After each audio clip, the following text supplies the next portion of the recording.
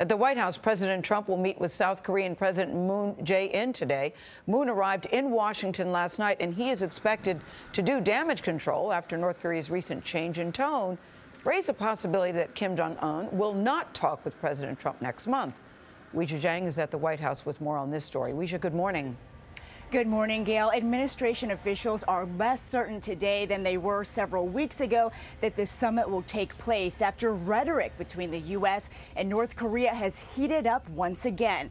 Today, Moon will try to assuage President Trump's concerns and possibly lower expectations about what's actually achievable.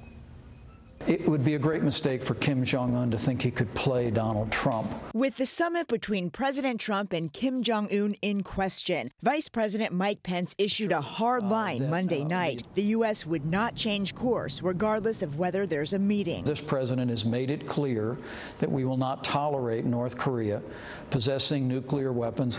South Korean President Moon Jae-in arrived in Washington last night on a mission to get the summit back on track. This afternoon, he'll meet with President Trump, who is reportedly having second thoughts, and was upset when the North Koreans warned they might pull out of the summit, which was their idea. Treasury Secretary Steven Mnuchin denied the president is considering the same. I don't think the president gets cold feet about anything, so I think, as the president has said, right now it's still on.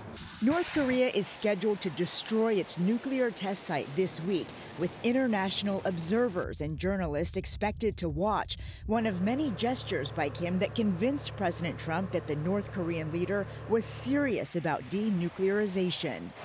North Korea typically plays this coercive diplomacy game. Former CIA analyst Jung Pak said Kim's threat to pull out of the summit is just part of his game plan. That statement about threatening to pull out suggests to me that Kim is increasingly confident about being able to drive the terms and the conditions of the summit with President Trump.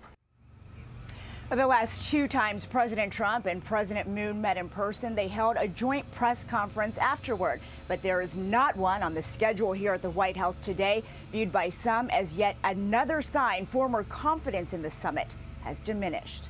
Norah? All right, Weijia, thank you.